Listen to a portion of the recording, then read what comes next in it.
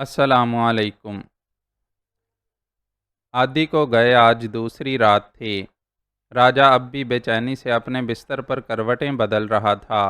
کل جب وہ باقی تمام دوستوں کے ساتھ عادی کو اسٹیشن پر الوداع کہنے گیا تھا، تب ہی اسے محسوس ہوا تھا کہ عادی کے ساتھ ہی اس کے جسم اور روح کا آدھا حصہ بھی اسی ٹرین میں کہیں دور جا رہا تھا۔ راجا سوچ رہا تھا کہ آج کی رات عادی کی کیڈٹ کالج میں پہلی رات ہوگی۔ جانے عادی کو تکیہ کیسا ملا ہوگا، جانے اس کا بستر آرام دہ ہوگا یا فوجیوں نے اسے بھی اپنی طرح بان کی کھری چارپائی پر سلایا ہوگا۔ عادی کو تو اپنے پسندیدہ پروں والے تکیے پر سر رکھے بغیر نیند بھی نہیں آتی تھی۔ جانے وہ اپنے تکیے کے بنا رات کیسے گزارے گا۔ عادی نے راجا کو یہ بھی بتایا تھا کہ جب کبھی امارہ اور فاری بھیا دادی جان کے گھر رات رہنے کے لیے چلے جاتے ہیں تو اسے اس کی امی اندھیرے کمرے میں تنہا نہیں چھوڑتیں اور اپنے کمرے میں سلاتی ہیں۔ راجا بھی یہی سوچ رہا تھا کہ نہ جانے آج عادی کو وہاں کیڈٹ کالج میں تنہا نیند آ بھی رہی ہوگی یا نہیں۔ جب سے اس نے ہوش سنبھالا تھا، یہ اس کی زندگی کی دوسری رات تھی جب وہ عادی سے ملے بغیر اور اگلے دن کا کوئی منصوبہ بنائے بغیر سونے کے لیے بستر پر آیا ہو۔ ایک کل کی رات جب عادی ٹرین میں سفر میں تھا اور دوسری آج کی رات، ورنہ ایسا کبھی ہوا نہیں تھا کہ وہ دونوں رات کو اپنے اپنے گھر جانے سے پہلے کسی گلی کے نکڑ پر، محلے کے بڑے میدان میں یا کالونی کے پھاٹک پر دیگر دوستوں سمیت نہ ملے ہوں، یا انہوں نے اگلے دن کی کسی شرارت کا پروگرام نہ بنایا ہو۔ آج رات بھی گڈو، پپو، ننو، بالا سبھی تو رات تک اکٹھے ہی تھے، لیکن آج ان سب کا من کہیں نہیں لگ رہا تھا۔ ننو تو عادی کے ذکر پہ 2 مرتبہ رو بھی چکا تھا۔ عادی کے بنا انہیں کچھ بھی اچھا نہیں لگ رہا تھا۔ اس شام آسمان کے تیور بھی کچھ بدلے بدلے سے تھے۔ راجا کو یاد آیا کہ برستی برف کی راتوں میں بھی وہ سب کسی نہ کسی طور پر عادی کو اس کے سخت مزاج ابا کی نظر سے بچا کر باہر بلا ہی لیا کرتے تھے، اور پھر وہ سب دوست مل کر محلے کے بڑے میدان میں بڑا سا برف کا پتلا بنا کر اسے کسی گلی میں ایسی جگہ لا کر کھڑا کر دیتے تھے جہاں آتے جاتے راہگیر رات کو اچانک اپنے سامنے کسی شخص کو سر پہ ٹوپی اور ہاتھ میں پسٹل، جو کہ اصل میں راجا کا کھلونا پستول ہوتا تھا، پکڑے دیکھ کر ایک لمحے کو تو سراسیمہ ہی ہو جاتے تھے۔ کئی ایک تو چیختے چلاتے الٹے پیروں بھاگ جاتے۔ انہی میں سے ایک سیٹھ گرداری مل بھی تھے، جو ایک رات ایک ایسے ہی برف کے پتلے سے ڈر کر یوں بھاگے تھے کہ انہیں اپنی بڑی سی دھوتی سنبھالنا بھی مشکل ہو گئی تھی، اور دور درخت کے پیچھے چھپے ان سب دوستوں کے پیٹ میں ہنس ہنس کر بل پڑ گئے تھے۔ یہ سب کچھ یاد کر کے راجا کے لبوں پر ہنسی اور آنکھوں میں نمی اتر آئی۔ کل شام جب عادی کی ٹرین پلیٹ فارم سے چھوٹ رہی تھی، تب سے لے کر اب تک اس کا دل کٹا جا رہا تھا، اور کل پلیٹ فارم پر تو خود وجو آپی بھی پھوٹ پھوٹ کر رو دی تھیں۔ جب وہ پلیٹ فارم پر پہنچیں تو گاڑی چل پڑی تھی۔ سب سے پہلے راجا ہی کی نظر ان پر پڑی تھی، اور وہ بھاگ کر راجا کے پاس ہی آئی تھیں۔ تب راجا کے منہ سے تو کوئی لفظ نہیں نکل پایا تھا، لیکن اس نے انگلی اٹھا کر وجو آپی کو اس بوگی کی نشاندہی کروا دی تھی جس کی کھڑکی میں سے عادی سر باہر نکالے بیٹھا ان کی جانب دیکھ کر ہاتھ ہلا رہا تھا۔ وجو آپی تو بیچارے ٹھیک طرح سے عادی کی جانب دیکھ کر ہاتھ بھی نہیں ہلا پائی تھیں کہ ٹرین نے پلیٹ فارم چھوڑ دیا۔ تبھی وجو آپی نڈھال سی ہو کر وہیں پلیٹ فارم کی کرسی پر جیسے ڈھہ سی گئی تھیں، اور ان کی آنکھوں سے برکھا کی پھوار شروع ہو گئی تھی۔ وہ راجا سے اور عادی کے باقی دوستوں سے بس ایک ہی سوال پوچھ رہی تھیں کہ عادی ان سے ملے بنا ہی کیوں چلا گیا، لیکن اس سوال کا جواب تو خود راجا سمیت کسی کو بھی معلوم نہیں تھا۔ وجو آپی کو اب تک یقین نہیں آ رہا تھا کہ عادی ان سے ملے بنا اتنی دور چلا گیا ہے۔ انہوں نے راجا کو بتایا کہ وہ کالج سے واپس آئیں تو آتے ہی انہوں نے عادی کے لیے جوڑا سامان اور اس کے تحفے جمع کر کے رکھ دیے تھے، کیونکہ وہ جانتی تھیں کہ عادی کی ٹرین شام 4 بجے ہے، اور وجو آپی تو 12:30 بجے دن ہی کو لوٹ آئی تھیں۔ لیکن وقت دھیرے دھیرے سرکتا رہا۔ پھر وجو آپی یہ سمجھیں کہ عادی گھر والوں سے رخصت ہو کر ریلوے اسٹیشن کے لیے نکلتے وقت ان سے ملتا جائے گا، لیکن جب 3 بج گئے تو انہیں تشویش ہوئی، اور انہوں نے فضلو بابا کو عادی کے گھر کی جانب دوڑایا کہ خیر خبر پوچھ آئیں۔ فضلو بابا چند ہی لمحوں میں الٹے پاؤں دوڑتے چلے آئے اور خبر دی کہ عادی تو چند لمحے پہلے ہی اسٹیشن کے لیے نکل چکا ہے اور گاڑی کا وقت بھی 4 نہیں بلکہ 3:30 بجے کا ہے۔ یہ سن کر وجو آپی کے تو ہاتھ پاؤں ہی پھول گئے کہ اب کیا کریں۔ تبھی غیاث چاچا گھر میں کہیں باہر سے داخل ہوئے تو وجو آپی نے انہیں تمام ماجرا سنایا اور تبھی غیاث چاچا انہیں بھاگم بھاگ اپنے اسکوٹر پر بٹھا کر اسٹیشن لے آئے تھے، پر تب تک عادی کی ٹرین روانہ ہو چکی تھی۔ غیاث چاچا نے بڑی مشکل سے وجو آپی کو چپ کروایا اور انہیں باقی محلے والوں سمیت لے کر واپس آ گئے تھے، لیکن وجو آپی کا چہرہ بتا رہا تھا کہ انہیں عادی کے یوں بنا چلے جانے کا بہت افسوس ہے۔ راجا خود بھی پوری بات نہیں جانتا تھا کہ آخر ایسی کیا بات ہو گئی تھی کہ عادی ان سے ملے بنا ہی اتنی دور چلا گیا تھا، جبکہ یہی عادی تھا جو محلے سے باہر جانے سے پہلے بھی 10 بار وجو آپی سے پوچھتا تھا۔ عادی ایسا کیسے کر سکتا تھا؟ وجو آپی کو بھی یہی ایک سوال پریشان کیے جا رہا تھا۔ کبھی کبھی ہمیں اس بات کا احساس بھی نہیں ہوتا کہ ہم کسی ایک ہستی پر کس قدر حق جتا کر جی رہے ہوتے ہیں کہ اس ہستی کا اٹھنا بیٹھنا سونا جاگنا چلنا پھرنا سب کچھ ہمارے ایک انجانے اختیار میں ہوتا ہے، ایک ایسا اختیار جس کا احساس شاید خود ہمیں بھی تب تک نہیں ہوتا جب تک اچانک کسی ایک دن ہم سے وہ اختیار چھن جاتا ہے، تب ہمیں پتہ چلتا ہے کہ ہم کسی انمول نعمت سے محروم ہو گئے ہیں۔ شاید وجو آپی کو بھی اس لمحے یہی سب کچھ محسوس ہوا ہو جس نے ان کی جھیل جیسی گہری آنکھوں میں برکھا کی پھوار بھر دی تھی۔ بہرحال اس رات کو اس گڑی راجا کے لیے عادی کا یوں وجو آپی سے ملے بنا چلے جانا ایک سربستہ راز ہی تھا، لیکن راجا اتنا ضرور جانتا تھا کہ عادی کے نازک دل کو ضرور کسی بات سے ٹھیس لگی ہوگی۔ ویسے بھی وہ وجو آپی کے لیے بے حد حساس تھا۔ انہی سوچوں میں غلطاں راجا کی نظر دیوار پر لگی گھڑی پر پڑی۔ صبح کے 4:30 بج رہے تھے۔ باہر بادل زور سے گرجے۔ راجا نے تھک کر آنکھیں موند لیں۔ رات کے جانے کس پہر ہماری بیرک کے سبھی بچوں کا رونے کا کورس مکمل ہوا اور چند گھڑیوں کے لیے ہی میری آنکھ لگی ہی تھی کہ اچانک یوں لگا جیسے اکیڈمی میں بھونچال آ گیا ہو۔ ہر جانب سے تیز سیٹیوں کی آوازیں آنا شروع ہو گئیں اور چاروں جانب ایک بھگدڑ سی مچ گئی۔ میں ہڑبڑا کر اٹھ بیٹھا۔ صبح کے ٹھیک 4:30 بج رہے تھے۔ کچھ دیر تو مجھے یاد ہی نہیں آیا کہ میں کہاں پر ہوں اور یہ جیل کی بارک نما لمبا سا کمرہ کس کا ہے۔ پھر اچانک ہی ذہن میں جھماکا ہوا، میں کیڈٹ کالج میں تھا اور یہ ہماری اس اکیڈمی میں پہلی صبح تھی۔ صبح خاک تھی، ابھی تو آدھی رات ہی تھی اور باہر اندھیرا تھا۔ باہر ہمارے انسٹرکٹر سیٹیاں بجا بجا کر ہمیں جگا رہے تھے اور اندر ہمارا پریفیکٹ اسرار چلا چلا کر ہم سب کو ڈانٹ کر اٹھا رہا تھا کہ باہر پریڈ کے لیے فال ان ہو رہا ہے، بی کوئک۔ اس وقت اگر میرا بس جلتا تو میں کہیں سے کوئی بڑا سا کپڑا لے کر پریفیکٹ کے منہ میں ٹھونس دیتا تاکہ اس کی کرخت آواز ہمارے کانوں کے پردے نہ پھاڑتی۔ ہمارے بٹ مینوں نے رات ہی کو ہم سب بچوں کی یونیفارم ہماری الماریوں میں کلف لگا کر لٹکا دی تھیں۔ اب یہاں ایک دوسرا مرحلہ درپیش تھا۔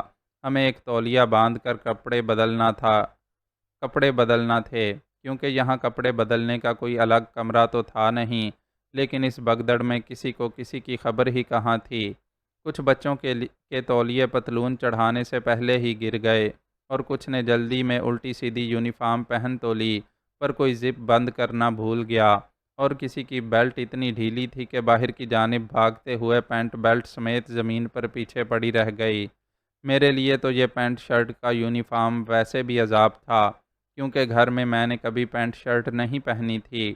میں تو وہاں ہمیشہ کرتا شلوار ہی پہنتا تھا۔ بہرحال میں نے بھی آس پاس فیصل اور اصفر کی دیکھا دیکھی خود کو کسی نہ کسی طرح اس کلف لگے اکڑے ہوئے خاکی یونیفارم میں کھینچ کھانچ کر فٹ کر ہی لیا۔ سر پہ ٹوپی جمائی اور باہر کی جانب بھاگا۔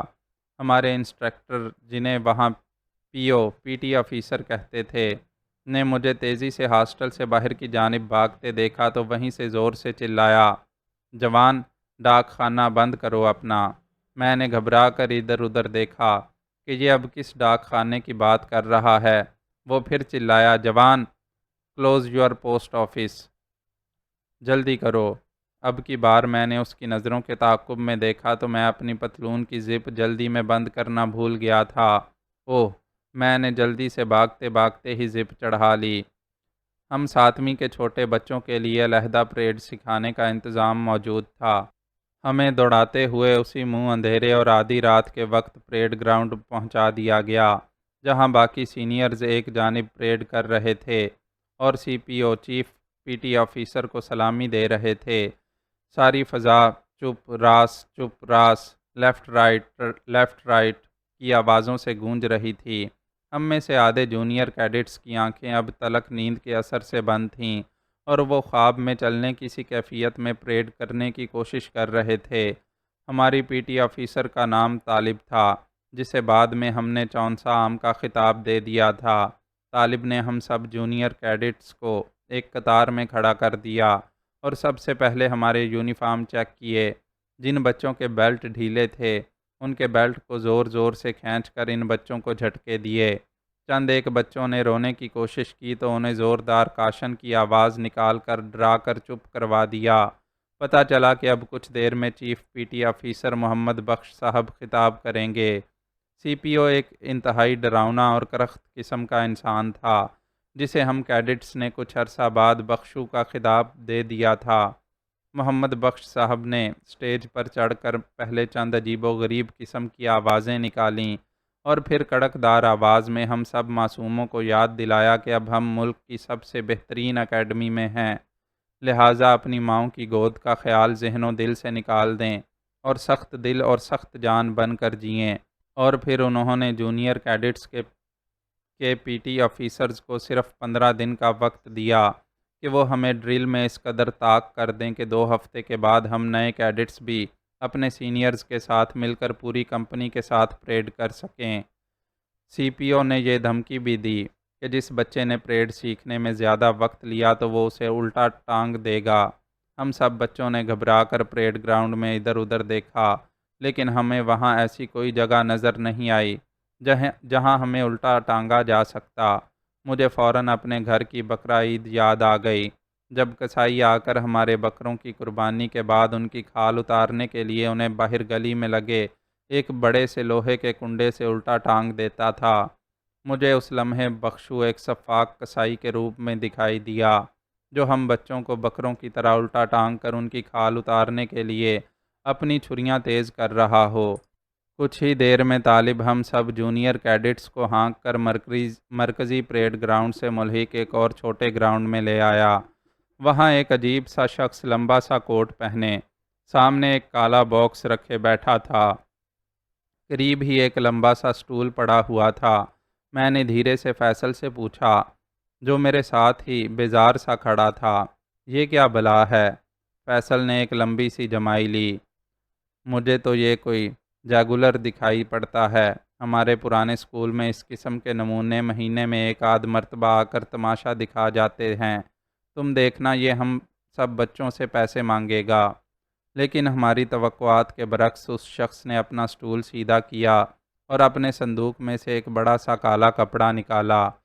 طالب پی او اچانک زور سے دھاڑا، کیڈٹ ٹوپی اتارے گا، کیڈٹ ٹوپی اتار۔ اس نے ٹوپی پر اس قدر زور دیا اور لفظ کو اتنا کھینچا کہ ہم سب نے گھبرا کر ٹوپیاں اتار کر باقاعدہ اس کے قدموں میں پھینک دیں۔ لو بھائی اپنی ٹوپی، ہم نے کب کہا تھا کہ ہمیں چاہیے؟ پی ٹی آفیسر دوبارہ چیخا۔ ٹوپی اٹھا۔ یا اللہ، یہ کیا ڈرامہ ہے؟ کبھی کہتا ہے ٹوپی اتار، کبھی کہتا ہے ٹوپی اٹھا۔ پھر پیو نے ہمیں خود ڈیمانسٹریٹ کر کے بتایا کہ ٹوپی کو کس طرح کندھے پر لگے بکل میں پھنسایا جاتا ہے۔ ہم میں سب سے دائیں جانب اصفر کھڑا تھا۔ پیو نے اس کو 2 قدم آگے آنے کا کہا۔ اصفر گھبرا کر کچھ زیادہ ہی آگے بڑھ گیا۔ طالب نے اسے جھاڑ کر 2 قدم پیچھے جانے کا کہا۔ اس بار اصفر ہم سے بھی پیچھے چلا گیا۔ پیو نے جھنجھلا کر اسے اس کے بیلٹ سے پکڑا اور کھینچتے ہوئے سٹول تک لے گیا اور سٹول پر بٹھا دیا۔ جادوگر نے اپنے صندوق میں سے اپنے اوزار نکالے اور تب ہمیں سمجھ آیا کہ یہ تو حجام ہے۔ میں نے گھور کر فیصل کو دیکھا۔ فیصل آہستہ سے بڑبڑایا، کمال ہے، میں تو سمجھا تھا کہ اب یہ کرتب دکھائے گا اور پھر اس حجام نے واقعی کرتب دکھانا شروع کر دیے۔ 11 بچے تو صرف ہم قاسم ہاؤس والے تھے، جبکہ اسی طرح باقی ہر ہاؤس کے 7ویں کلاس کے 11 بچے، یعنی کل ملا کر 6 ہاسٹلز کے 66 بچے تھے، جن کے سر سے بال اتارنے میں اس کمبخت نے کل 66 منٹ بھی نہیں لیے۔ وہ اپنے ساتھ ایک بڑا سا پیالہ لے کر آیا تھا، جو بدقسمتی سے ہم سب بچوں کے سر پر مکمل فٹ آتا تھا۔ وہ پیالہ ہمارے سر پر رکھ کر آس پاس مشین پھیر دیتا، اور پھر پیالہ اتار کر باقی ماندہ سر پر اپنی بے رحم کینچی اس طرح چلاتا کہ کچھ ہی دیر میں ہم سب کی شکلیں بھی پہچانی نہیں جا رہی تھیں۔ پھر طالب پیو نے ہم سب کے سینوں پر ہمارے کٹ نمبرز کی پلیٹیں لگا دیں اور بتایا کہ آج سے ہماری پہچان یہی نمبرز ہیں۔ میرا کٹ نمبر 8336 تھا، جسے ہمارا پیو بڑی لیگ میں 8336 کہتا تھا۔ اب اگلے 6 سال کے لیے میں 8336 تھا۔ میں نے حجام کے ہاتھ میں پکڑا چھوٹا سا شیشہ دیکھا، جسے وہ ظالم حجام بال کاٹنے کے بعد ہم بچوں کو دکھا کر ڈرانے کا کام لیتا تھا۔ میرے دل نے ہلکے سے مجھ سے سرگوشی کی، عادی بیٹا، یقین وحشیوں کے ٹولے میں آن پھنسے ہو۔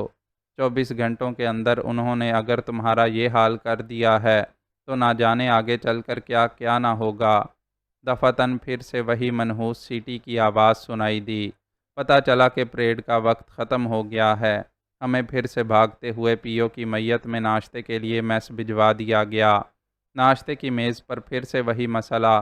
اپنے گھر میں تو امی تندور کی خشک روٹی پر مجھے تھوڑا سا مکھن یا اصلی گھی لگا کر دے دیتی تھیں، اور میں چائے کے پیالے کے ساتھ ناشتہ کر لیتا تھا۔ سردیوں میں ہم سب بچے کمرے میں کوئلے کے سٹوپ کے گرد جمع ہو کر بیٹھ جاتے اور اس کے چمنی کی طرف جاتے ہوئے پائپ کے اوپر اپنی اپنی روٹی رکھ کر گرم کر کے اور مکھن لگا کر مزے سے کھاتے جاتے، اور اوپر سے امی کے ہاتھ کی بنی گرم گرم چائے کے گھونٹ۔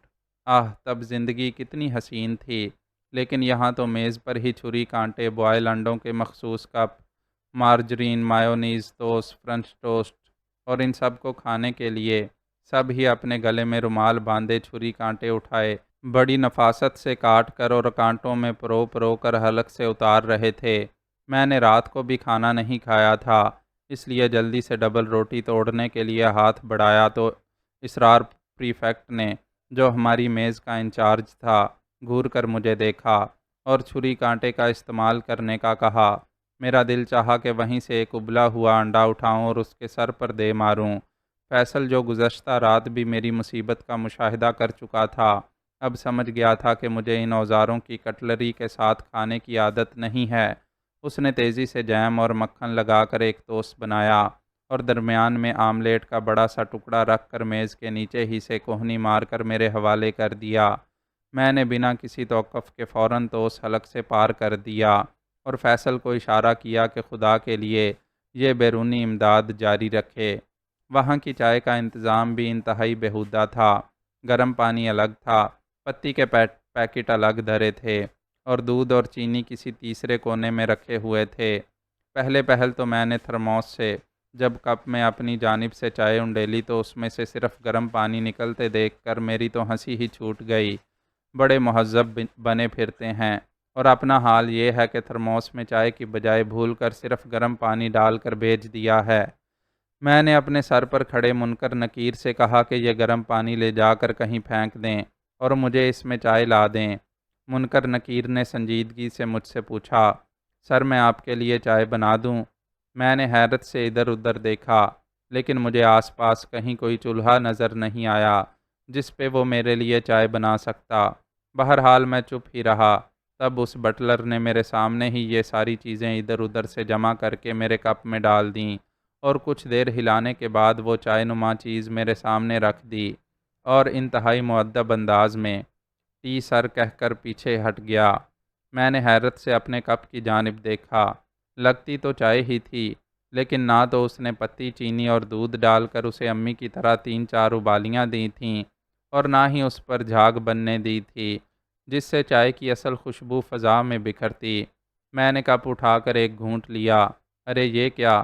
مجھے زور کی ایک ابکائی آئی اور میں نے بڑی مشکل سے اپنے سامنے ہی بیٹھے اصفر کا چہرہ چائے سے رنگین ہونے سے بچایا۔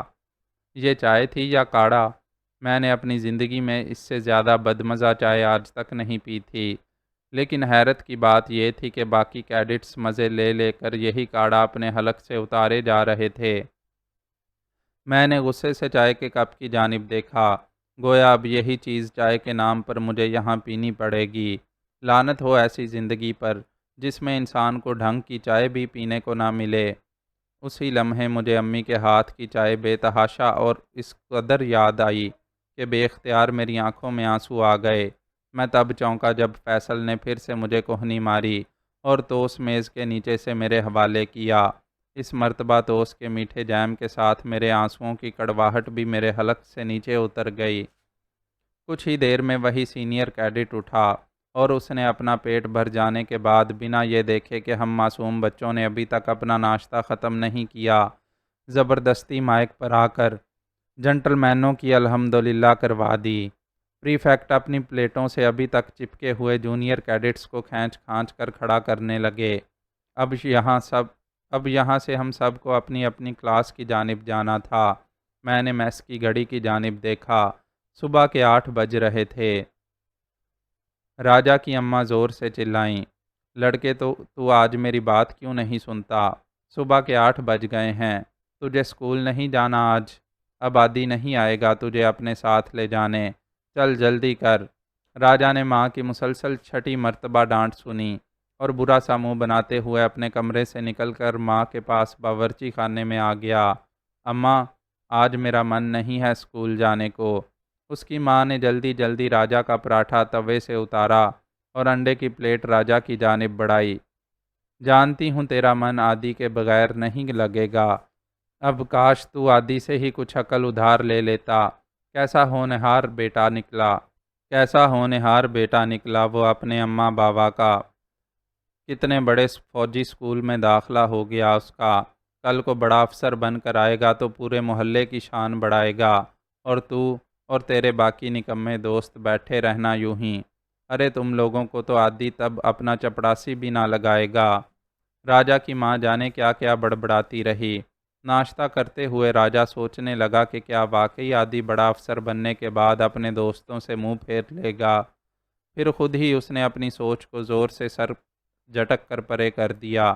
نہیں نہیں، عادی ایسا کبھی نہیں کرے گا، بلکہ راجا کو پورا یقین تھا کہ عادی بڑا افسر بننے کے بعد اپنے سارے دوستوں کو بھی اپنے ساتھ ہی اپنے بنگلے میں رکھ لے گا۔ اتنے میں باہر وجو آپی کے تانگے کے بھونپوں کی آواز گونجی۔ دفعتاً یہ آواز سن کر راجا کے ذہن میں زور سے ایک دھماکہ ہوا۔ عادی نے جانے سے پہلے راجا کو سختی سے تاکید کی تھی کہ اس کی غیر موجودگی میں وہ ہمیشہ وجو آپی کے کالج جانے اور واپس آنے کے وقت محلے کے پھاٹک پر یا بڑے میدان میں موجود رہے تاکہ کوئی دوبارہ وجو آپی کو تنگ نہ کر سکے۔ راجا نے اپنی بھلکڑ طبیعت کو کوسا اور بستہ اٹھا کر باہر کی جانب بھاگا۔ اس کی ماں اسے آوازیں ہی دیتی رہ گئی کہ اپنا ناشتہ تو ختم کرتا جائے، لیکن اب راجا کو کسی اور بات کا ہوش ہی کہاں رہ گیا تھا۔ راجا تیزی سے دوڑتے ہوئے بڑے میدان تک پہنچا اور یہ دیکھ کر اس نے دل ہی دل میں خدا کا شکر ادا کیا کہ بڑے میدان میں وجو آپی کے گھر کے باہر ان کا تانگا ابھی تک کھڑا تھا، جس کا مطلب تھا کہ وجو آپی ابھی تک گھر سے باہر نہیں نکلی ہیں۔ راجا نے ادھر ادھر نظریں دوڑائیں کہ آس پاس کوئی مشکوک شخص تو موجود نہیں، لیکن میدان سنسان تھا۔ اتنے میں طاہر بھائی دور سے اپنے گھر سے اپنے مخصوص انداز میں اپنا سفید کوٹ اور کانوں کو لگانے والا آلہ اپنے ہاتھ میں پکڑے نکلے اور ایک اچٹتی سی نگاہ وجو آپی کے تانگے پر ڈالتے ہوئے محلے کے پھاٹک کی جانب بڑھ گئے۔ پتہ نہیں کیوں راجا کو عادی کے جانے والے دن سے ہی اندر کہیں یہ یقین ضرور تھا کہ عادی کے یوں وجو آپی سے ملے بنا چلے جانے کی وجہ طاہر بھائی ہی ہیں۔ اتفاق سے طاہر بھائی کے پھاٹک تک پہنچنے سے پہلے ہی ان کی بس محلے کے گیٹ پر آ کھڑی ہوئی اور زور زور سے ہارن بجانے لگی۔ طاہر بھائی نے ایک لمحے کو پلٹ کر دیکھا اور پھر جلدی سے بس میں سوار ہو گئے۔ بس کے آگے بڑھتے ہی وجو آپی کے گھر سے فضلو بابا نکلے اور کھانستے کھانستے وجو آپی کا بیگ وغیرہ تانگے پر رکھوانے لگے۔ اچانک اسی وقت کسی گلی کے نکڑ سے اکو گلے میں اپنا مخصوص رومال باندھے برآمد ہوا۔ شاید وہ فضلو بابا کے نکلنے کا ہی انتظار کر رہا تھا اور اس نے طاہر بھائی کو محلے سے نکلتے دیکھا ہی نہیں تھا، ورنہ یہ ہو نہیں سکتا تھا کہ وہ ان کی راہ نہ روکتا۔ لیکن اس کی ساری توجہ اس وقت گھر سے سر جھکائے نکلتی وجہ آپی کی جانب تھی۔ راجا کے جسم میں خون کی گردش تیز ہو گئی۔ یہ اکو تو جان ہی کو آ گیا تھا۔ راجا نے آس پاس کسی بڑی اینٹ یا پتھر کی تلاش میں نظریں دوڑائیں۔ اس نے فیصلہ کر لیا تھا کہ اگر اکو نے آج وجہ آپی کا راستہ روکنے کی کوشش کی تو وہ بنا کچھ مزید سوچے اسی پتھر سے اکو کا سر پھوڑ دے گا۔ راجا نے اپنی پوزیشن سنبھالی۔ اکو نے وجہ آپی کی جانب بڑھنے کے لیے قدم اٹھایا ہی تھا کہ اتنے میں وجہ آپی کے پیچھے ہی گھر سے غیاث چاچا بھی برآمد ہوئے۔ وہ اپنے سکوٹر پر تھے۔ راجا اور اکو دونوں کو ہی بیک وقت جیسے سانپ سونگھ گیا۔ وجہ آپی تانگے پر بیٹھ گئیں۔ غیاث چاچا تانگے کے پیچھے پیچھے گیٹ تک اپنے سکوٹر پر چل دیے، پھر تانگا ایک جانب اور غیاث چاچا دوسری جانب مڑ گئے۔ راجا نے ایک گہری سی سانس لے کر پتھر پھینک دیا۔ اکو جو دور کھڑا راجا کی اس تمام کارستانی سے بے خبر تھا، وہ بھی بیزاری سے واپس گلی میں مڑ گیا۔ راجا نے اپنا بستہ اٹھایا اور اسکول کی جانب بھاگ گیا۔ مجھے فیصل اور اصفر کو 7ویں الف یعنی 7th اے میں جانے کو کہا گیا، لہٰذا ہم سب اس وقت اپنی جماعت کے ڈیسک سنبھال چکے تھے۔ ہماری کتابیں پہلے ہی سے ہمارے ڈیسک میں موجود تھیں۔ میں نے کتابیں دیکھیں، سبھی بالکل نئی تھیں، جبکہ گھر میں ہمیشہ مجھے امارہ کی پڑھی ہوئی کتابیں پڑھنے کو ملتی تھیں، لیکن یہاں پھر ان کیڈٹ کالج والوں سے ایک غلطی ہو گئی تھی۔ میں نے ساری کتابیں الٹ پلٹ کر دیکھ لی تھیں، لیکن ان میں سوائے اردو کی 7ویں کتاب کے دوسری کوئی کتاب اردو کی تھی ہی نہیں۔ نہ ہی معاشرتی علوم، نہ سائنس، نہ ہی ریاضی اور دنیات کی کتاب موجود تھی۔ پتہ نہیں کس کس کی کتابیں اٹھا کر میرے ڈیسک میں بھر دی گئی تھیں۔ یہ تو سب کی سب انگریزی میں تھیں، اور انگریزی بھی ایسی کہ میرے پلے تو ایک لفظ بھی نہیں پڑھ رہا تھا۔ ہم نے اپنے پرانے اسکول میں ابھی زیڈ فار زیبرا ختم کیا تھا اور جملے بنانا سیکھ رہے تھے، بلکہ میں تو باقی جماعت سے کافی آگے تھا، اور میں نے تھرسٹی کرو بھی شروع کر دی تھی۔ لیکن ان ساری کتابوں میں میری والی انگلش گرامر کی کتاب تو کہیں دکھائی بھی نہیں دے رہی تھی۔ میں ابھی اسی شش و پنج میں تھا کہ کس سے کہوں کہ میرے پاس غلط کتابیں آ گئی ہیں، کہ ایک صاحب بڑا سا کالا چوغا پہنے اندر داخل ہوئے۔ سب کیڈٹس ان کے احترام میں کھڑے ہو گئے۔ پتہ چلا کہ یہ صاحب انوار شاہ ہیں، اور یہی ہمارے ٹیچر بھی ہیں۔ انوار صاحب نے اپنے موٹے شیشے سے چشمے کے پیچھے سے ہم سب کیڈٹس کو بغور دیکھا اور سب کو اٹھ کر فردن فردن اپنا تعارف کروانے کا کہا۔ تعارف کے بعد سبق دہرائی کا مرحلہ شروع ہوا۔ انوار صاحب خاص انگریزی کے استاد تھے۔ مجھے یہ سن کر بڑی حیرت ہوئی کہ یہاں ہر مضمون پڑھانے کے لیے ہر پیریڈ میں ایک الگ استاد آئے گا۔ مجھے تو یہ انوار صاحب بھی کافی لائق فائق نظر آ رہے تھے۔ کوئی حرج نہ ہوتا اگر یہی ہمیں سارے مضمون پڑھا دیتے۔ خواہ مخواہ اکیڈمی والوں نے اتنی فضول خرچی کی۔ کیڈٹ متی کے بعد میرا نمبر آ گیا اور مجھے ٹیچر نے انگلش کی کتاب نکالنے کا کہا۔ میں نے انہیں بتانے کی کوشش کی کہ یہاں تو ساری کتابیں ہی انگلش کی ہیں، کون سی والی نکالوں؟ میں اپنے ڈیسک کو کھنگال ہی رہا تھا کہ میرے ساتھ بیٹھے اصفر نے جلدی سے ایک کتاب ورق پلٹ کر میرے حوالے کر دی۔ چلو میرا مرحلہ تو سر ہو گیا، پر اب آگے کیا کروں؟ انوار صاحب نے دوبارہ ذرا جھڑک کر کہا کہ بوائے، فرسٹ لیسن سے شروع کرو۔ اب میں انہیں کیا بتاتا کہ مجھے تو ابھی یہ بھی نہیں پتہ کہ لیسن کیا ہوتا ہے۔ اس موقع پر پھر اصفر نے میری مدد کی اور جلدی سے اٹھ کر صفحہ پلٹ کر میری انگلی تیسرے صفحے پر ایک سبق پر رکھ دی۔ میں نے ہجے جوڑ کر شروع کرنے کی کوشش کی، لیکن بہت کوشش کے بعد بھی لفظ نہیں جوڑ پایا۔ انوار صاحب اور پوری کلاس مجھے حیرت سے دیکھ رہے تھے۔ اب انوار صاحب زور سے گرجے، تم پڑھنا شروع کیوں نہیں کر رہے؟ Why don't you start reading? میری سمجھ میں اس وقت اور کچھ نہیں آیا اور میں نے فوراً رونا شروع کر دیا۔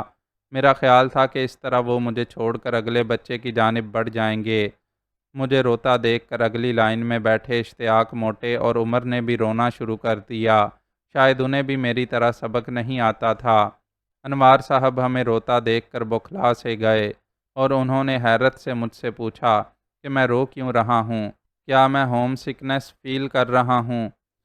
اس وقت میرے فرشتوں کو بھی نہیں پتا تھا کہ یہ ہوم سکنس کیا بلا ہوتی ہے۔ میں نے انہیں روتے روتے بتایا کہ یہ کتابیں میری سمجھ سے بالکل باہر ہیں اور میں نے آج تک کبھی اتنی ساری انگریزی کی کتابیں اکٹھی نہیں دیکھیں۔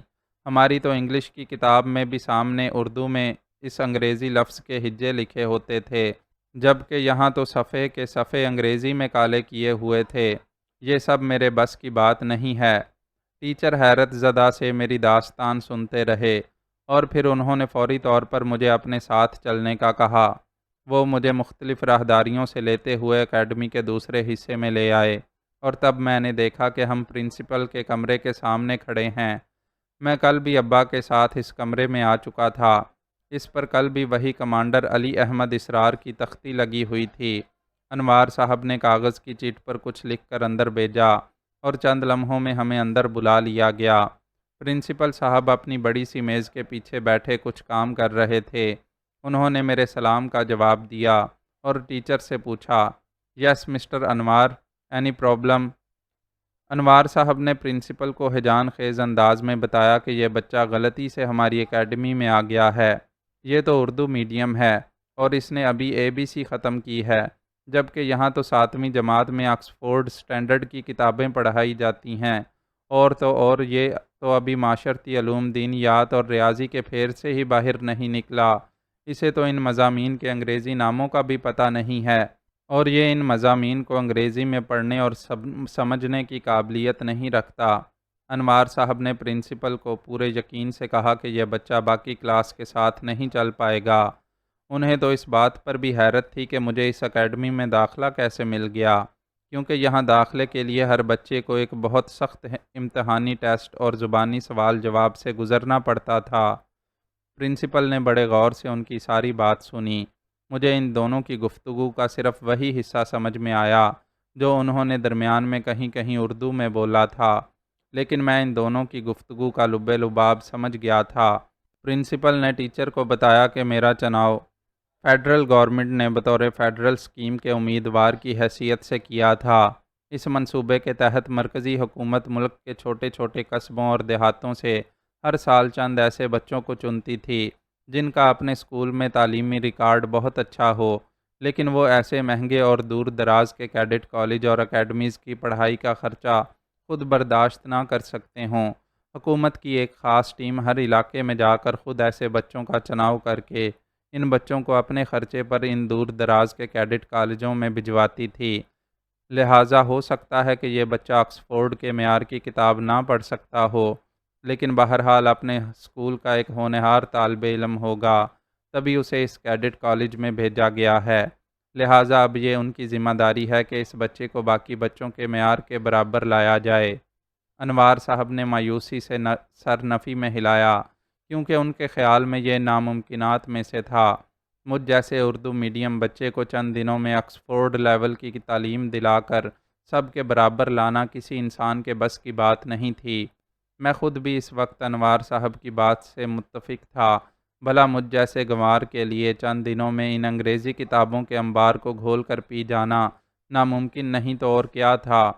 پرنسپل نے انوار صاحب کو مجھے ایک ہفتہ انڈر آبزرویشن رکھنے کا کہا اور چلتے چلتے انہوں نے انوار صاحب کو انگریزی میں ایک جملہ کہا جس کا مطلب اس وقت تو نہیں سمجھ میں آیا، لیکن آگے چل کر میری زندگی کی کئی نئی راہیں متعین کرنے میں اس جملے نے کلیدی کردار ادا کیا۔ جب ہم دروازے کے قریب پہنچے تو پیچھے سے پرنسپل صاحب کی آواز سنائی دی، مسٹر انوار، ایک بات کا خیال رکھنا بہت ضروری ہے۔ Be very careful about the self respect of the kid. مجھے اس لمحے ان کی انگریزی میں کہی ہوئی یہ بات سمجھ نہیں آئی، اور جب بہت عرصے بعد میں کمانڈر صاحب کا یہ جملہ سمجھنے کے قابل ہوا تب مجھے احساس ہوا کہ ان کا یہ جملہ ہی آگے چل کر کہیں نہ کہیں میرے کردار کی بنیاد بن چکا تھا۔ انوار صاحب نے پرنسپل کی بات سن کر اس بات میں سر ہلایا اور مجھے پرنسپل کے آفس سے لے کر نکل آئے۔ اس دن کلاس میں مجھ سے پھر کسی دوسرے ٹیچر نے کچھ نہیں پوچھا، نہ ہی کچھ پڑھنے کو کہا، بس سب ہی ٹیچر مجھے یہ سمجھاتے رہے کہ میں دوسرے کیڈٹس کو دھیان سے پڑھتا ہوا دیکھوں اور سنوں، لیکن مسئلہ یہ تھا کہ سارے استاد کلاس میں بچوں سے انگریزی میں بات کرتے تھے اور ان کی باتیں میرے سر پر سے گزر جاتی تھیں۔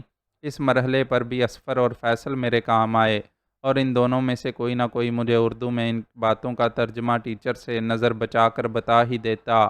خدا خدا کر کے پہلے دن کی کلاس ختم ہوئی اور ہمیں دوپہر کے کھانے کے لیے میس جانے کا موقع مل گیا۔ دوپہر کا کھانا بھی میں نے آس پاس موجود فیصل اور اصفر کی مدد سے کسی نہ کسی طور زہر مار کر ہی لیا۔ اب 2 گھنٹے کی بریک تھی اور پھر شام 4:30 بجے ہمیں کھیل کے میدان میں پہنچنا تھا۔ عجیب زبردستی تھی، میرا دل سونے کو چاہ رہا تھا، لیکن پھر سے وہی منحوس سیٹیوں کا عذاب، اور اس سے بھی بڑی مصیبت یہ بار بار لباس تبدیل کرنے کی تھی۔ بھلا اس غدر میں کس بچے کا دل کھیلنے کو چاہ رہا ہوگا؟ لیکن نہیں جناب، زبردستی سب کو کرکٹ، ہاکی اور فٹ بال کی ٹیموں میں تقسیم کر کے کھیلنے کا حکم دے دیا گیا۔ کھیل کے فوراً بعد سب بچوں کو شاور لینے کی ہدایت کی گئی اور پھر شام کی چہل قدمی کا لباس پہننے کا حکم دیا گیا۔ پتہ چلا کہ اب شام کی چائے پیش کی جائے گی۔ چائے؟ چائے کے نام پر پھر وہی بدمزہ محلول ہمیں پینے کے لیے دے دیا گیا۔ ابھی اس محلول کی کڑواہٹ حلق میں موجود تھی کہ 6:30 بجے کے قریب پھر سے سیٹیاں بجنے لگیں۔ یا خدا، اب کیا مصیبت آ گئی! بتایا گیا کہ اب ہر بچہ اپنی اپنی میز کرسی پر بیٹھ کر 1 گھنٹہ پڑھے گا اور اسکول کا کام کرے گا۔ اس مرحلے کو ایوننگ پریپ کا نام دیا گیا تھا۔ 1 گھنٹے کے بعد دوسری سیٹی بجی اور ہمیں ڈنر سوٹ پہن کر میس جا کر رات کا کھانا کھانے کا حکم دے دیا گیا۔ کیا بیہودہ نظام تھا! بھلا رات 8 بجے بھی کوئی رات کا کھانا کھاتا ہے؟ مجھے شدت سے اس وقت راجہ اور غفور چچا کی ٹی وی کی یاد آئی۔ میں نے سوچا اس وقت راجہ، ننو، پپو، گڈو، بالا اور مشی، میرے سارے دوست غفور چچا کے گھر بیٹھ کر مزے سے ڈرامہ دیکھ رہے ہوں گے، اور ایک میں بدقسمت ہوں کہ یہاں یہ عجیب قسم کا لباس پہنے ان جوکروں کے درمیان پھنسا رات کا کھانا کھانے کے لیے جا رہا ہوں۔ رات کو کھانے کے لباس میں مجھے سب سے زیادہ مشکل ٹائی باندھنے میں ہوئی۔ مجھے ہرگز پتہ نہیں تھا کہ بظاہر سیدھا سادہ نظر آنے والا یہ گلے کا رومال اس قدر مشکل سے باندھا جاتا ہوگا۔ اس کا حل مجھے لندن سے آنے والے بچے آصف نے نکال کر دیا اور میرے گلے میں یہ پھندا بنا کر ڈال دیا، اور مجھے سکھایا کہ میں اتارتے وقت اسے پورا نہ کھولوں اور ذرا سا ڈھیلا کر کے گلے سے اتار لوں، اور جب کبھی دوبارہ پہننی ہو تو گلے میں ڈال کر اس کی گرہ کھینچ لوں۔ چلو فی الحال یہ مسئلہ تو حل ہوا۔ فیصل کے پاس اس کا اور بھی آسان حل موجود تھا۔ اس کے پاس ایسی 2 ٹائیاں تھیں جن کی گرہ پہلے سے بنی ہوئی تھی اور پہننے کے لیے ان میں الاسٹک کی ربڑ جڑی ہوئی تھی۔ نہ گرہ بنانے کی زحمت، نہ بار بار اتارنے کی، بس گلے میں ربڑ کا ہار ڈال کر کالر کے پیچھے چھپا لو۔ لیکن فیصل نے مجھے بنی بنائی ٹائی دیتے وقت خاص تاکید کی کہ اس پریفیکٹ نامی مصیبت سے اسے بچا کر ہی پہنوں، کیونکہ یہاں اکیڈمی میں ایسی ٹائیاں پہننے کی اجازت نہیں تھی۔ گویا ان اکیڈمی والوں نے طے کر لیا تھا کہ ہم بچوں کو ایک سانس بھی سکون سے نہیں لینے دیں گے۔ رات کے کھانے سے پہلے بھی کچھ بچوں نے اپنے اپنے ماں باپ کو یاد کر کے رونے کا فریضہ پورا کیا، کیونکہ سارا دن تو ان بے رحم اکیڈمی والوں نے ہمیں اس قدر مصروف رکھا تھا کہ ہم میں سے کسی کو بھی رونے کی فرصت بھی نہیں ملی تھی۔ اب جو چند لمحے ملے تو ہم سب نے ہی تھوڑے تھوڑے آنسو بہا کر اپنے سنہری دنوں کو یاد کیا اور اپنی اپنی امیوں کی یاد میں کچھ آہیں بھر کر رات کے کھانے کے لیے چل دیے۔ کھانے کے بعد 1 گھنٹے کا وقفہ تھا، جس میں چند کیڈٹ نماز وغیرہ پڑھنے اور چند ہاسٹل میں موجود تفریح کے کمرے میں ٹی وی دیکھنے یا ٹیبل ٹینس اور کیرم وغیرہ کھیلنے کے لیے چلے گئے۔ لیکن میرا دل نہ نماز پڑھنے کو چاہ رہا تھا اور نہ ہی کسی تفریح میں حصہ لینے کو۔ مجھے راجہ کی یاد بری طرح ستا رہی تھی، لہٰذا میں ہاسٹل کی راہداری میں لگی جالی کے سامنے کھڑا باہر آسمان پر چمکتے چاند کو دیکھنے لگا اور یہ سوچتا رہا کہ کیا یہی چاند اس وقت ہمارے محلے کے اوپر بھی چمک رہا ہوگا۔ پھر اچانک ہی چاند کو دیکھتے دیکھتے مجھے وجو آپی کی یاد آ گئی۔ یہی چاند تو وجو آپی کی چھت پر بھی اپنی چاندنی پھیلا رہا ہوگا۔ میں اور وجو آپی اکثر ایسی چاندنی راتوں میں ان کے چھت کی منڈیر پر بیٹھ کر شمالی ستارہ ڈھونڈا کرتے تھے۔ مجھے ہر بار وہ شمالی ستارہ جنوب یا مشرق میں کہیں ملتا اور میرا ہمیشہ وجو آپی سے اس بات پر جھگڑا ہو جاتا کہ وہ ہر بار کسی نئے تارے کو شمالی ستارہ بتاتی تھیں۔ وجو آپی کی یاد نے مجھے اداسی سے نڈھال ہی کر دیا۔ میں نے بہت برا کیا۔ کیا ہوتا اگر میں ان سے مل کر آ جاتا؟ ساری شرارت تو طاہر بھائی کی تھی۔ وہ تو بار بار یہی کہہ رہی تھیں کہ آپ میرے ماں باپ سے بات کر لیں۔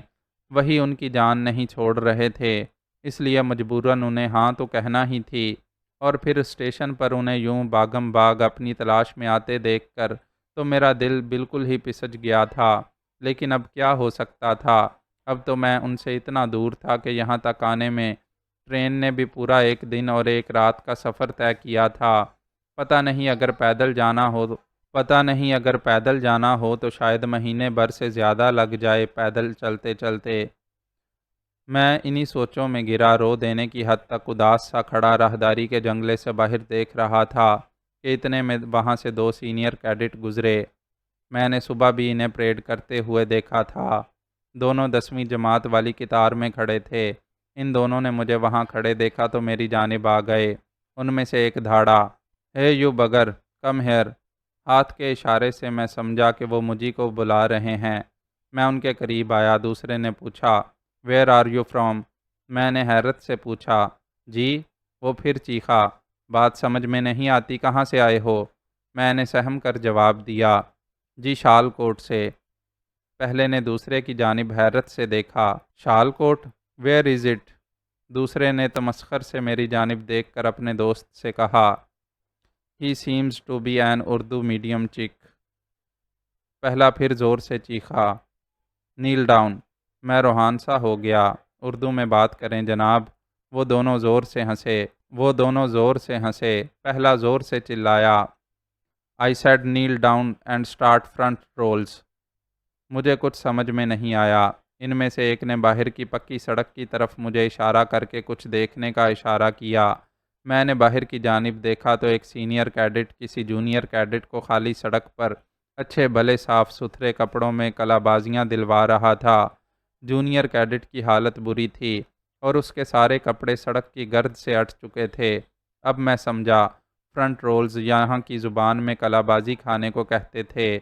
میرے پاس ان کی بات ماننے کے سوا کوئی چارہ نہیں تھا، اس لیے مجبوراً میں گھٹنوں کے بل زمین پر بیٹھ گیا۔ اگر یہ 2 نمونے میرے محلے میں کہیں مجھے ملے ہوتے تو میں ان دونوں کو چھٹی کا دودھ یاد دلا دیتا۔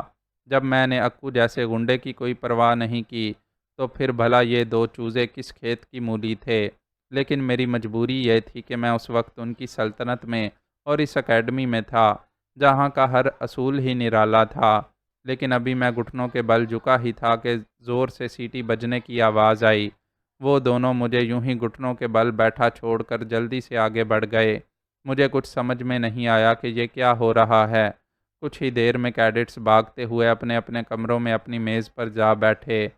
کہیں سے فیصل بھاگتا ہوا آیا اور مجھے بھی راہداری میں رکوع میں جھکے ہی کھینچتا ہوا اپنے ڈارمیٹری میں لے گیا۔ پتہ چلا کہ یہ رات کی دوسری پڑھائی یعنی سیکنڈ پریپ کا وقت ہے، جب ہاؤس ماسٹر صاحب ہر بیرک کا خود انسپیکشن کرتے ہیں اور ہر بچے کو پڑھتا ہوا دیکھنے کے لیے فرداً فرداً سب کے پاس جاتے ہیں۔ وہ دونوں سینئر کیڈٹس بھی اسی لیے مجھے پوری سزا دیے بنا ہی بھاگ گئے تھے، کیونکہ انہیں ہاؤس ماسٹر کے آنے کا ڈر تھا۔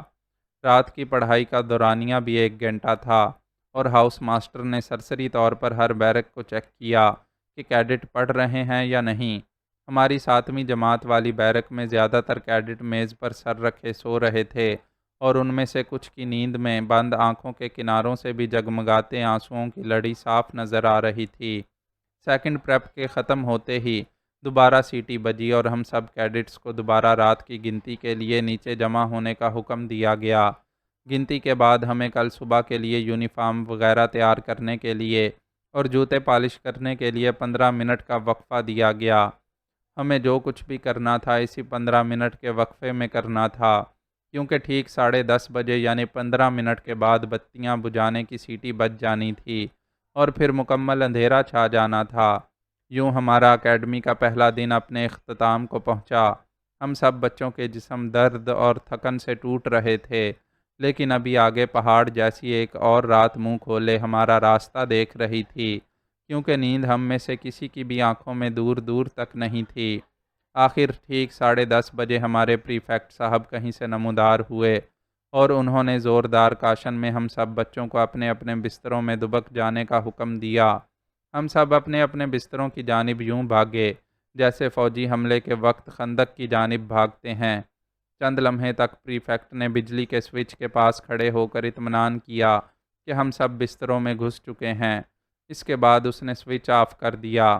چاروں جانب یکا یک گھپ اندھیرا اور سناٹا چھا گیا۔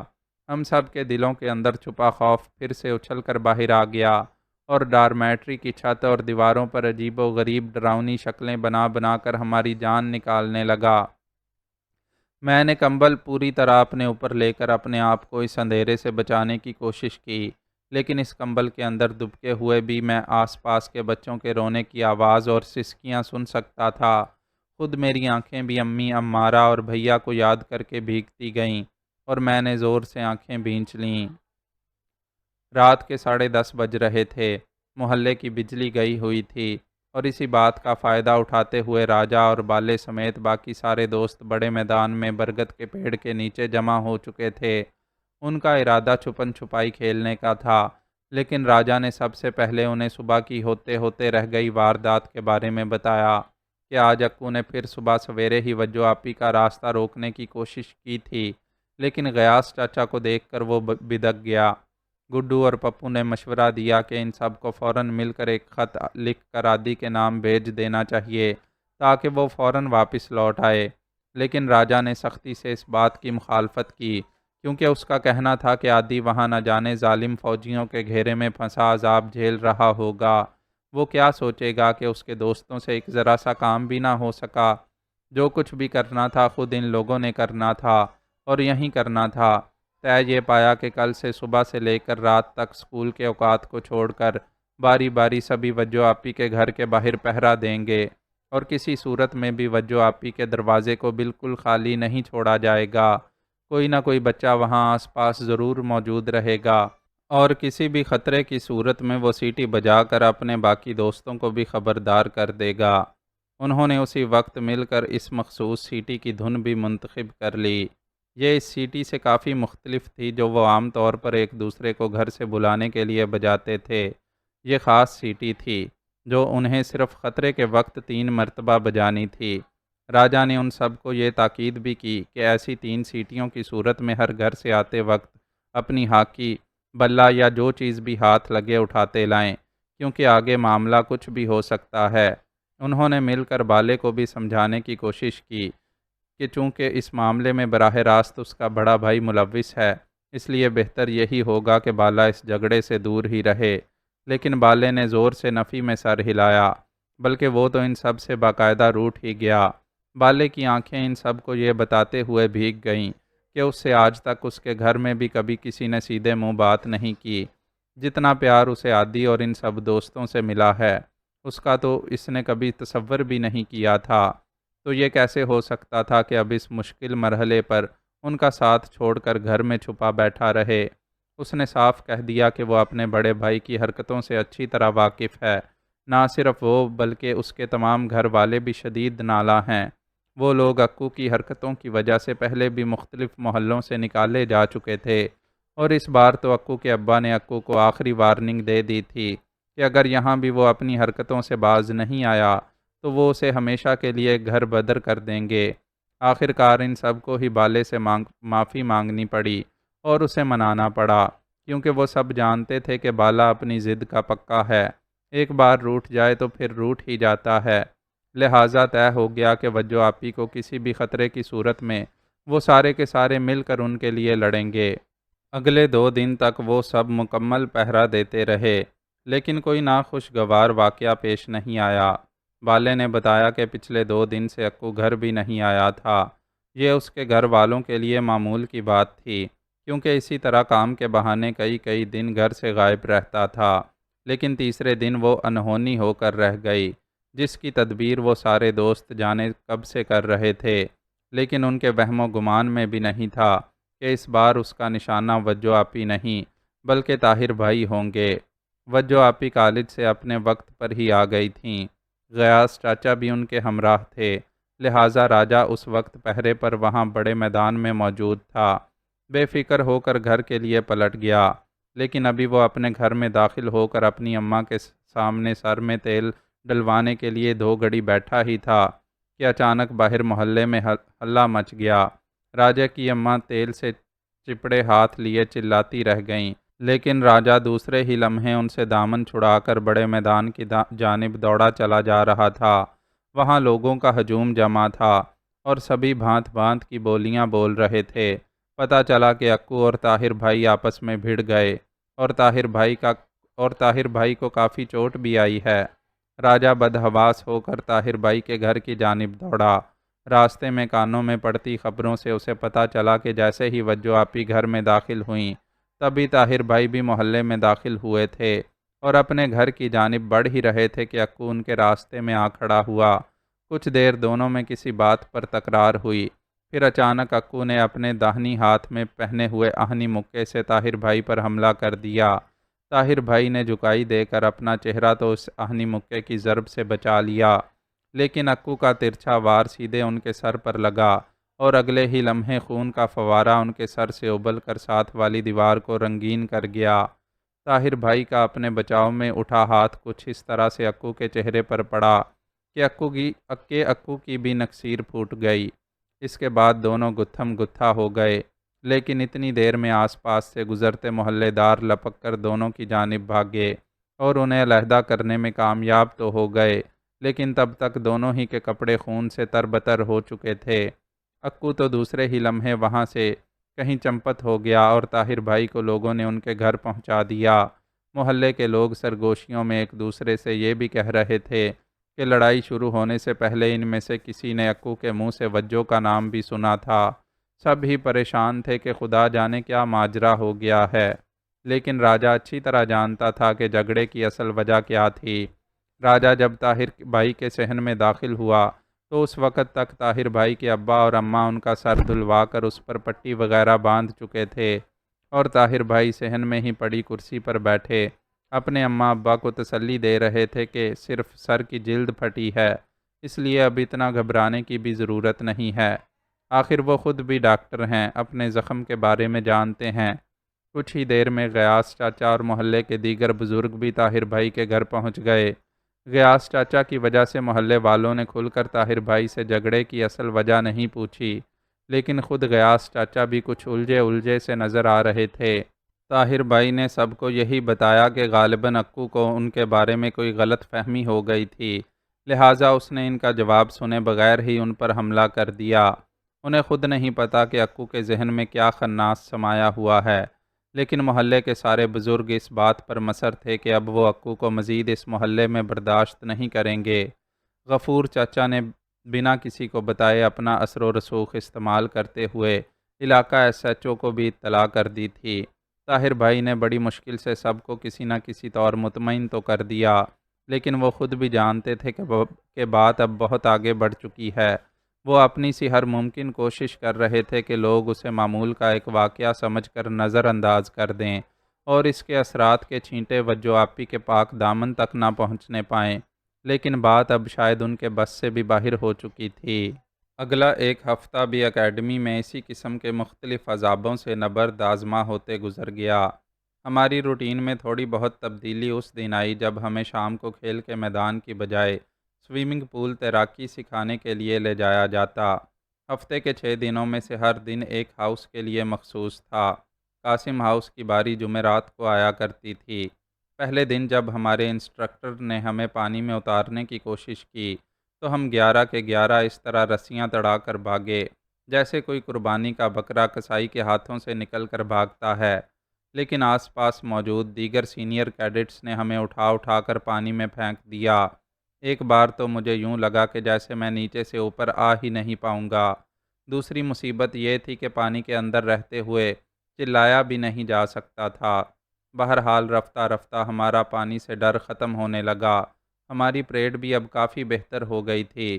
اور اب راستے میں کسی جونیئر کیڈٹ کی پتلون بھی شاذ و نادر ہی اترا کرتی تھی۔ اب ہفتے میں 2 مرتبہ ہمیں گھڑ سواری سکھانے کے لیے بھی لے جایا جاتا۔ اصفر کو گھوڑوں سے بہت ڈر لگتا تھا، لہٰذا گھوڑوں نے بھی طے کر لیا تھا کہ جب بھی موقع ملے وہ اصفر کو زمین پر ضرور پٹخیں گے، جبکہ مجھے اور فیصل کو 1 مرتبہ گھوڑے لے کر بھاگ گئے تھے۔ نہ جانے اچانک ہم دونوں کے گھوڑوں کو کیا ہوا اور وہ جنگلہ پھلانگ کر اچھلے اور ہمارے لاکھ چیخنے چلانے کے باوجود وہ دور گھاس کے میدانوں کی جانب بھاگتے چلے گئے۔ ہمارے پیچھے ہمارے انسٹرکٹروں نے گھوڑے دوڑائے اور جانے کتنی دور سے ہمیں گھوڑوں سمیت پکڑ کر واپس لائے۔ بعد میں کلاس کے دوران مجھے فیصل نے بتایا کہ اس نے گھوڑے کے کان میں کچھ ایسا کہا تھا جس سے وہ ناراض ہو کر بھاگ اٹھا تھا اور میرا گھوڑا اسے دیکھ کر خود پہ قابو چھوڑ بیٹھا تھا۔ پرنسپل صاحب نے انوار صاحب کو مجھے انڈر آبزرویشن رکھنے کے لیے جو 1 ہفتہ دیا تھا وہ بھی گزر چکا تھا، لہٰذا اگلے روز کلاس لگتے ہی وہ مجھے پرنسپل کے کمرے میں لے گئے اور انہوں نے پرنسپل کے سامنے میری مایوس کن رپورٹ رکھ دی۔ میں اب تک اکیڈمی میں استعمال ہونے والے بیشتر انگریزی کے لفظ سمجھ چکا تھا اور بول بھی سکتا تھا، مثلاً پریڈ کے تمام کاشن، سینئرز کی ڈانٹ، پی ٹی آفیسرز کے مخصوص جملے، بیروں اور بٹلرز کی باتیں، لیکن مجھے ابھی تک کورس کی کتابوں میں سے ایک لفظ بھی پڑھنا نہیں آیا تھا۔ میں نے اپنے طور پر خود بھی ہر طرح کی کوشش کر کے دیکھ لی تھی، لیکن اتنا مشکل کورس اتنے کم عرصے میں سمجھنا میرے لیے ناممکن تھا۔ پرنسپل صاحب نے میری رپورٹ غور سے پڑھی۔ سچ پوچھیں تو میں دل ہی دل میں کہیں اندر اس بات سے خوش بھی تھا کہ یہ لوگ آخر کار خود ہی مجھے اکیڈمی سے نکال دیں گے، کیونکہ میں ان کے معیار پر پورا نہیں اترتا تھا۔ کمانڈر صاحب نے انوار صاحب سے کہا کہ وہ مجھے ان کے دفتر میں ہی بیٹھا رہنے دیں اور خود جا کر اپنی کلاس اٹینڈ کریں۔ انوار صاحب کے جانے کے بعد انہوں نے اپنی میز کی دراز سے بسکٹ کا ایک ڈبہ نکالا اور اس میں سے مجھے بسکٹ نکال کر کھانے کو دیے۔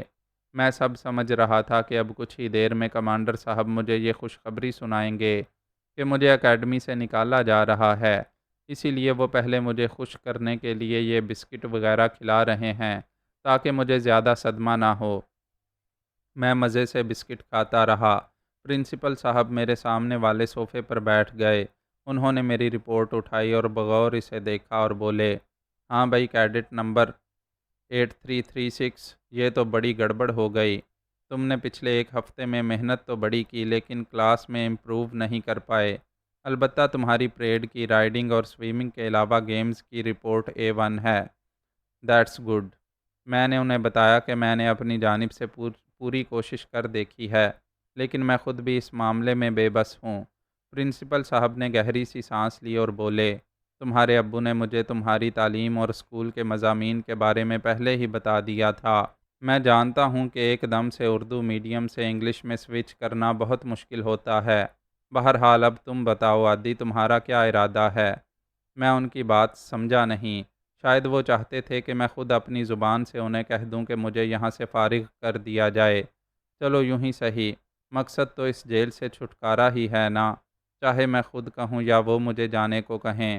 میں نے انہیں کہا کہ میں اپنی کلاس میں بہت شرمندگی محسوس کرتا ہوں، کیونکہ میں ان سب کی طرح انگریزی نہیں بول سکتا، اپنا سبق یاد نہیں کر سکتا، کاپی پر ہوم ورک نوٹ نہیں کر سکتا۔ سارے سینئرز کیڈٹ بھی میرا مذاق اڑاتے ہیں، میرے سامنے ہی مجھے انگریزی میں جانے کیا کچھ سناتے رہتے ہیں، لیکن میں انہیں کوئی جواب نہیں دے سکتا۔ ان سب باتوں کی بھی خیر ہوتی اگر میں اپنی کلاس میں ہی کم از کم اتنا تو بہتر ہوتا کہ اگلے آنے والے امتحانات میں ہی پاس ہو جاتا، لیکن یہاں تو یہ بھی ناممکن دکھائی دے رہا ہے۔ میں نے پرنسپل صاحب کو یہ بھی بتایا کہ میں آج تک اپنے اسکول میں کبھی فیل نہیں ہوا تھا، بلکہ ہر بار اول یا دوم ہی آتا تھا۔ اب یہ میرے لیے مکمل ڈوب مرنے کا مقام ہوگا اگر میں اکیڈمی میں فیل ہو جاتا۔ میں نے انہیں یقین دلانے کی کوشش کی کہ اس بے عزتی سے بچنے کا صرف ایک ہی طریقہ ہے کہ وہ مجھے واپس شال کوٹ بھیج دیں۔ ابھی چند دن ہی گزرے تھے، میں بآسانی واپس جا کر اپنا ہائی اسکول پھر سے جوائن کر سکتا تھا۔ ہاں البتہ اتنے دن تک جو اکیڈمی والوں نے میری مہمانداری کی ہے، اس کے لیے میں تہہ دل سے ان کا شکر گزار ہوں۔ پرنسپل نے دلچسپی سے میری ساری باتیں سنی، پھر انہوں نے مجھ سے پوچھا کہ پڑھائی کے علاوہ مجھے اور کوئی دوسرا مسئلہ تو وہاں درپیش نہیں تھا۔ میں نے انہیں بتایا کہ اور تو کوئی خاص مشکل نہیں، لیکن مجھے میس میں کھانا کھاتے وقت جس عذاب سے گزرنا پڑتا تھا اس کی ساری تفصیل میں نے انہیں الف سے لے کر یہ تک سنا دی۔ میں نے ان سے یہ بھی کہا کہ اب جب میری یہاں سے واپسی کا فیصلہ ہو ہی چکا ہے تو برائے مہربانی میرے گھر واپس جانے تک میرے کھانے پینے کا بندوبست کہیں اور کر دیا جائے، کیونکہ گزشتہ ایک ہفتے سے میں میس کے ان سخت اصولوں کی وجہ سے پیٹ بھر کر کھانا تک نہیں کھا سکا۔ پرنسپل صاحب میری بات سن کر ہلکے سے مسکرا دیے۔ مجھے اس لمحے وہ بہت بھلے انسان محسوس ہوئے۔ ویسے تو اکیڈمی میں ان کا بہت روب داب تھا اور چہرے مہرے سے وہ کافی سخت گیر انسان محسوس ہوتے تھے، لیکن آج مجھے محسوس ہوا کہ وہ بھی میرے ابا کی طرح اوپر سے انتہائی سخت گیر جبکہ اندر سے ایک ہمدرد اور محبت کرنے والے انسان ہیں۔ کمانڈر صاحب نے مجھ سے میرا فائنل فیصلہ پوچھا۔ اوکے، تو کیڈٹ عباد، تم واپس اپنے گھر جانا چاہتے ہو؟ چلو ٹھیک ہے، لیکن سب سے پہلے تمہارے ابا جان کو خبر کرنا ضروری ہے کہ وہ خود آ کر تمہیں لے جائیں، یا پھر ہم خود تمہیں یہاں سے بھجوانے کا کوئی بندوبست کریں۔ پرنسپل صاحب گھوم کر اپنی کرسی کی جانب آئے اور میز پر پڑے ٹیلی فون سے انہوں نے کوئی نمبر ملایا۔ کچھ دیر تک انتظار کرتے رہے۔ میرا یہاں بے چینی سے برا حال ہو رہا تھا کہ جانے ابا پر یہ خبر سن کر کیا اثر ہوگا، لیکن پرنسپل صاحب انہیں یہ بھی تو ضرور بتائیں گے کہ میں نے اپنی جانب سے کوئی کسر نہیں چھوڑ رکھی۔ میں انہی سوچوں میں گم تھا کہ دوسری طرف لائن مل گئی۔ پرنسپل صاحب نے کھنکار کر کہا، جی میں کمانڈر اسرار اللہ بول رہا ہوں۔ جی کیا میں رفیع اللہ صاحب سے بات کر سکتا ہوں؟ جی جی بہتر ہے۔ کچھ دیر تک پرنسپل صاحب انتظار کرتے رہے اور پھر دوسری جانب ابا کے آ جانے پر انہوں نے ساری صورتحال ان پر واضح کر دی۔ مجھے ان کی سب سے اچھی بات یہ لگی کہ وہ ہر جملے کے بعد یہ ضرور کہتے ہیں کہ نہیں نہیں، عباد تو اپنی جانب سے بہت محنت کر رہا ہے، لیکن یہاں کا کورس ہی اتنا مشکل ہے کہ اس بیچارے سے کچھ بن نہیں پا رہا۔ جی جی اچھا، اوہ تو یہ بہت بری بات ہے۔ اچھا، انہوں نے ایسا کہا، یہ تو بہت بری بات ہے۔ اچھا چلیں، آپ کہتے ہیں تو یوں ہی صحیح۔ پرنسپل صاحب جانے کیا کچھ کہہ رہے تھے اور یہاں میرا بے چینی سے برا حال ہو رہا تھا۔ آخر یہ دونوں کن لمبی چوڑی کہانیوں میں پڑ گئے تھے۔ جلدی سے فیصلہ کر کے بات ختم کرنی چاہیے تھی۔ آخر خدا خدا کر کے پرنسپل صاحب نے فون رکھا اور میری طرف پلٹے۔ تمہارے ابا جان راضی ہو گئے؟ خوشی کے مارے میرے ہاتھوں سے بسکٹ کا ڈبہ نیچے گر گیا، جسے میں نے جلدی سے اٹھا کر واپس میز پر رکھا اور جلدی سے پرنسپل صاحب سے پوچھا، وہ ناراض تو نہیں ہے نا مجھ سے؟ اور وہ آپ کی بات تو سمجھ گئے تھے نا کہ اس میں میرا کوئی قصور نہیں؟ نہیں نہیں، ناراض تو وہ بالکل نہیں تھے، لیکن انہوں نے اپنی ایک الجھن بتائی ہے جسے سن کر میں سوچ میں پڑ گیا ہوں کہ تمہیں واپس بھجوانے سے پہلے تمہارے کزنز اور چاچا زادوں سے کیا بہانہ کیا جائے۔ میں پرنسپل صاحب کی بات سن کر چونک گیا۔ میرے چچا زادوں کا کیا ذکر نکل آیا تھا اس وقت؟ پرنسپل صاحب نے مجھے بتایا کہ میرے کیڈٹ کالج آنے کے بعد میرے کزنز نے بہت سی باتیں بنائی تھیں کہ دیکھ لینا آدھی ہفتہ 10 دن بھی کیڈٹ کالج میں نہیں نکال پائے گا، اور انہوں نے میرے بہن بھائیوں سے شرط بھی لگائی تھی کہ آدھی دوسرے ہفتے ہی واپس نہ لوٹ آئے تو جو چور کی سزا وہ ان کی سزا۔ غصے سے میرا برا حال ہو گیا۔ مجھے پہلے ہی پتا تھا کہ وہ سب مجھ سے جلتے ہیں۔ یہ ضرور عابد، ساجد اور روبی وغیرہ ہوں گے۔ انہی کو میرے کیڈٹ کالج آنے سے بہت زیادہ تکلیف تھی۔ میں نے جلدی سے پرنسپل صاحب سے پوچھا کہ کیا ابا نے یہی 3 نام بتائے ہیں؟ کمانڈر صاحب نے جلدی سے سر ہلایا اور کہا کہ میرے ابا تک بھی یہ بات پہنچ چکی ہے، لہٰذا اب وہ صرف اس بات سے پریشان ہیں کہ عادی صاحب جب واپس آئے گا تو ان سب خاندان والوں کا سامنا کیسے کرے گا۔ یہ سن کر تو میں خود بھی گہری سوچ میں پڑ گیا، کیونکہ واقعی معاملہ سنگین تھا۔ مجھے عابد وغیرہ سے یہ امید ہرگز نہ تھی کہ میرے پیچھے وہ خاندان بھر میں ایسی باتیں کر کے مجھے بدنام کریں گے۔ پرنسپل صاحب نے مجھے گہری سوچ میں ڈوبے دیکھا تو مجھ سے پوچھا کہ اب کیا کیا جائے، پھر خود ہی بولے، ویسے میرے ذہن میں تمہاری اس مشکل کا ایک حل موجود ہے، اگر تمہیں قبول ہو تو۔ میں نے جلدی سے سر ہلایا، کیونکہ اس وقت میرے آس پاس وہی ایک میرے مسیحا تھے۔ میرا مشورہ یہ ہے کہ تم اپنے کزنز کا منہ بند کرنے کے لیے چند ہفتے یہاں مزید ٹھہر جاؤ۔ ایک دم سے واپس جاؤ گے تو وہ سب تمہارا مذاق اڑائیں گے۔ تم یہاں مزے سے رہو اور پڑھائی وغیرہ کی پرواہ کرنے کی ضرورت نہیں۔ جی چاہے تو کلاس آیا کرو، جی چاہے تو نہ صحیح۔ البتہ تمہارے واپس جانے تک تمہاری انگریزی اتنی اچھی ہونی چاہیے کہ تم وہاں انگریزی بول کر سب کا منہ بند کر سکو، ورنہ انہیں شک ہو جائے گا کہ تم کیڈٹ کالج گئے بھی تھے یا نہیں۔ میں نے ان کی جانب سوالیہ نگاہوں سے دیکھا، کیونکہ اصل مسئلہ ہی تو انگریزی کا تھا۔ پرنسپل صاحب نے تفصیل سے مجھے بتایا کہ میرے باقی ماندہ دنوں کے لیے انہوں نے سوچا ہے کہ مجھے اکیڈمی کے پچھلے حصے میں ٹیچرز اور باقی سٹاف کے چھوٹے بچوں کے لیے جو گرامر سکول ہے وہاں کی ننز کے حوالے کر دیا جائے۔ وہاں کی بڑی مدر اور باقی نن سسٹرز مجھے میرے فارغ وقت میں انگریزی زبان اور انگریزی رکھ رکھاؤ اور کھانے پینے کے طریقے بھی اچھی طرح سکھا دیں گی۔ اس طرح جب میں واپس شال کوٹ جاؤں تو وہاں سارے خاندان کے سامنے میری سبکی نہ ہو سکے۔ مجھے ان کی یہ تجویز اچھی لگی، کیونکہ اب اتنی دور آ ہی گیا تھا تو کچھ سیکھ کر جانا ہی بہتر تھا۔ میں نے سوچا کہ جب میں ٹھیک طرح سے یہاں کی انگریزی سیکھ لوں گا تو وجو آپی کو بھی واپس جا کر پڑھا دیا کروں گا، پھر ہم دونوں کو طاہر بھائی کی محتاجی سے بھی نجات مل جائے گی۔ میں نے پرنسپل صاحب کو کہا کہ مجھے ان کی تجویز منظور ہے۔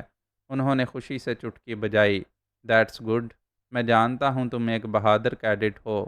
پرنسپل نے فون اٹھا کر کسی کو چند ہدایات دیں، اور جب میں جانے لگا تو انہوں نے مجھے نصیحت کرنے کے انداز میں کہا کہ انگریزی بھی باقی زبانوں کی طرح صرف ایک زبان ہے۔ میرے آس پاس جو بچے انگریزی لکھ اور بول سکتے ہیں، اس کی وجہ صرف اتنی سی ہے کہ انہوں نے ہوش سنبھالتے ہی اپنے آس پاس اور اسکول میں سب کو یہ زبان بولتے سنا تھا، اس لیے وہ یہ زبان سیکھ گئے۔ اور اگر میں آج سے دل لگا کر یہ زبان سیکھنے کی کوشش کروں گا تو کوئی وجہ نہیں کہ چند ہفتوں میں بھی یہ سب کچھ نہ سیکھ سکوں۔ شرط صرف انتھک محنت اور زبان سے لگاؤ ہے۔ میں نے ان سے وعدہ کیا کہ اب جب ہماری ملاقات ہوگی تو وہ مجھ میں واضح تبدیلی محسوس کریں گے۔ پرنسپل کے کمرے سے نکل کر میں واپس اپنی کلاس میں آ گیا۔ فیصل اور اصفر کو مجھ سے سب کچھ جان لینے کی شدید بے چینی تھی۔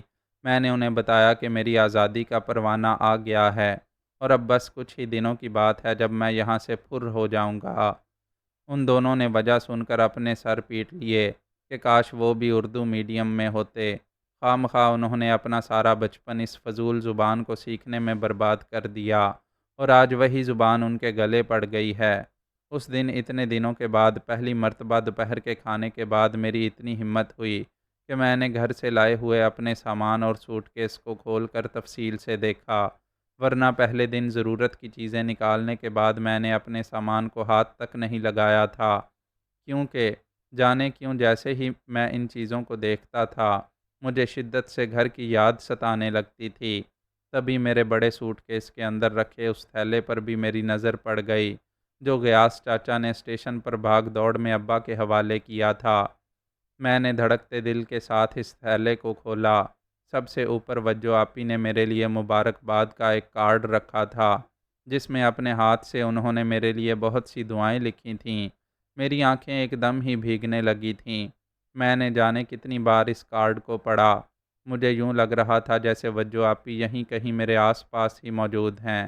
ویسے بھی جب میں نے ان کا دیا ہوا تھیلا کھولا تھا تو ان کی خوشبو میرے آس پاس ساری ڈارمیٹری میں بکھر گئی تھی۔ کارڈ کے نیچے میری پسندیدہ چاکلیٹس تھیں، پھر کچھ کہانیوں کی کتابیں، جیومیٹری باکس، میرے پسندیدہ کارٹونز کے بہت سے سٹیکرز، وجو آپی کا وہ پین جو مجھے بہت پسند تھا، اور بہت سے نئے پین، رنگین پینسلیں اور جانے کیا کیا۔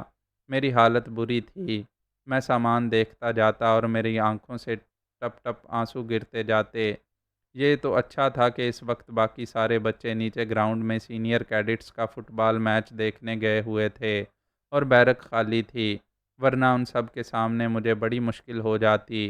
میں نے اسی وقت فیصلہ کر لیا تھا کہ میں وجو آپی کی دی ہوئی یہ چیزیں اس کیڈٹ کالج جیسی فضول جگہ پر استعمال کر کے کبھی ان کی توہین نہیں کروں گا، بلکہ ہمیشہ انہیں سنبھال کر اپنے پاس رکھوں گا۔ کچھ ایسا ہی حال میرا اپنے گھر کے سامان کو دیکھ کر بھی ہوا۔ امی، بھیا، امارا اور ابا کی دی ہوئی چیزوں کو میں نے نہایت عقیدت سے فردن فردن اپنی آنکھوں سے لگا کر چوما اور سنبھال کر واپس رکھتا گیا۔ اس دن پہلی مرتبہ مجھے احساس ہوا کہ میرے ابا نے کتنی محنت سے پائی پائی جوڑ کر میرے لیے یہ سامان خریدا ہوگا۔ نئی پینٹ شرٹس کے کئی جوڑے، نئے شلوار کرتے، نئے جوتے، نیا کوٹ، نئے سویٹر، نئی بنیان، نئے رومال، نیا شیشہ، غرض ہر چیز نئی تھی، حتیٰ کہ نیل کٹر تک انہوں نے نیا لے کر سوٹ کیس میں رکھوایا تھا۔ مجھے خواہ مخواہ اپنے آپ پر ہی غصہ آنے لگا کہ مجھ جیسے ناکارہ اور فضول لڑکے پر انہیں اس قدر خرچہ کرنے کی آخر ضرورت ہی کیا تھی۔ پھر اوپر سے ٹرین کے آنے جانے کے ٹکٹس کا خرچہ الگ۔ میں نے تبھی فیصلہ کر لیا تھا کہ ان میں سے حتی الامکان نئی چیزیں بچا کر رکھوں گا اور گھر واپس جاتے ہی امی کے حوالے کر دوں گا کہ انہیں بازار میں واپس دے کر ابا کے پیسے واپس لے آئیں۔ ابھی میں اپنے انہی مستقبل کے سپنوں میں کھویا ہوا تھا کہ نہ جانے کہاں سے ہمارے ہاؤس ماسٹر فہد صاحب دبے پاؤں چلتے ہوئے ہماری بیرک میں داخل ہو گئے۔ میں نے ہڑبڑا کر جلدی سے اپنا سوٹ کیس بند کر دیا۔ وہ اپنی آنکھوں پر لگے موٹے سے چشمے کے عقب سے میری جانب مشکوک نظروں سے دیکھتے ہوئے بولے، تم یہاں کیا کر رہے ہو؟ باقی کیڈٹس کے ساتھ میچ دیکھنے کیوں نہیں گئے؟ میں نے انہیں بتایا کہ میری طبیعت کچھ ٹھیک نہیں ہے، لیکن ہاؤس ماسٹرز پر عموماً اس قسم کی باتوں کا اثر کچھ کم ہی ہوتا ہے۔ انہوں نے فوراً مجھے گیمز ڈریس پہن کر باقی کیڈٹس کو جوائن کرنے کا حکم دیا اور تب تک وہیں کھڑے رہے جب تک میں ہاؤس سے نکل نہیں گیا۔ معزز سامعین، اپنے اس چینل کو سبسکرائب کریں اور بیل آئیکن کا بٹن پریس کریں تاکہ ہر نئی آنے والی ایپیسوڈ آپ تک بر وقت پہنچ سکے۔ شکریہ۔